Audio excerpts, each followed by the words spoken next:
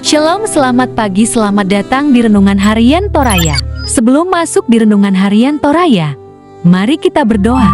Bapa, di dalam nama Tuhan Yesus, kami akan baca firman-Mu. Biarlah firman-Mu tetap tinggal di hati kami dan kami lakukan setiap hari di dalam nama Tuhan Yesus. Amin. Pembacaan terdapat pada Keluaran pasal 35 ayat 20-29. Lalu pergilah segenap jemaah Israel dari depan Musa. Sesudah itu datanglah setiap orang yang tergerak hatinya, setiap orang yang terdorong jiwanya, membawa persembahan khusus kepada Tuhan, untuk pekerjaan melengkapi kemah pertemuan dan untuk segala ibadah di dalamnya dan untuk pakaian kudus itu.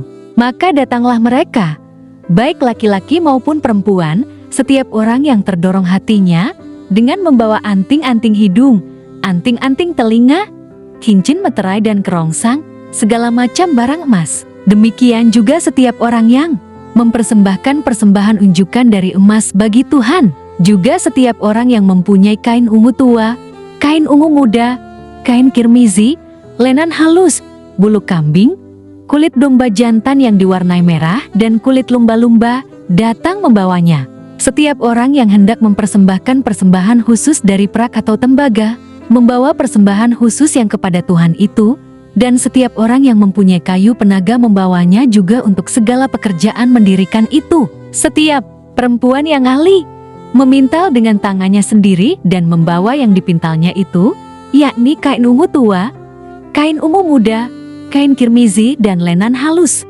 Semua perempuan yang tergerak hatinya oleh karena ia berkeahlian memintal bulu kambing.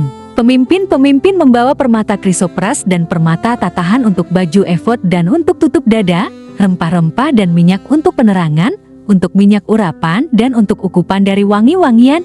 Semua laki-laki dan perempuan yang terdorong hatinya akan membawa sesuatu hal untuk segala pekerjaan yang diperintahkan Tuhan dengan perantaraan Musa untuk dilakukan mereka itu, yakni orang Israel, membawanya sebagai pemberian sukarela bagi Tuhan. Tema hari ini adalah mengenal Allah dalam Yesus Kristus.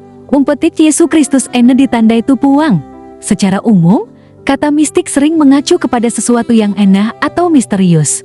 Kata mistik sendiri dari kata mistikos Yunani, dari kata kerjamio yang berarti menutup, terutama ketika menunjuk pada menutup mata. Kata mistik mengacu kepada apa yang tersembunyi, tak terlihat, terselubung, atau rahasia. Hal apa yang tersembunyi, tidak terlihat, dan terselubung dalam bacaan kita?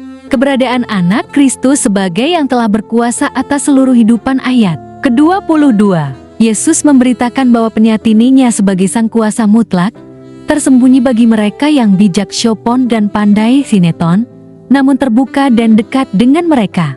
Yang kecil afonos, yang berarti tidak bicara atau bisu. Siapakah mereka yang kecil yang dimaksud oleh Yesus? Merujuk kepada para murid 12 dan 70 murid. Sebagian besar dari mereka berasal dari kelompok marginal dan terpinggirkan karena keadaan politik, ekonomi, dan sosial.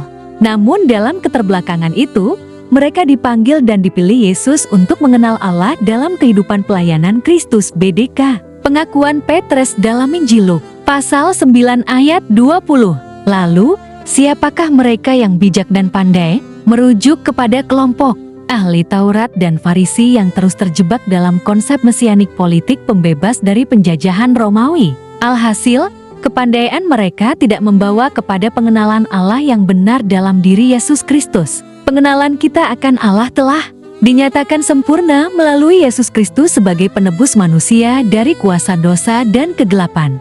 Penebusan itu memungkinkan kita untuk menikmati relasi dengan Allah kembali yang sebelumnya sudah terputus karena dosa mati seutuhnya. Melalui penebusan, kita telah hidup dan berdiam dalam misteri Kristus yang berpusat pada salib. Dengan proses penebusan, kita telah hidup dalam kematian dan kebangkitannya.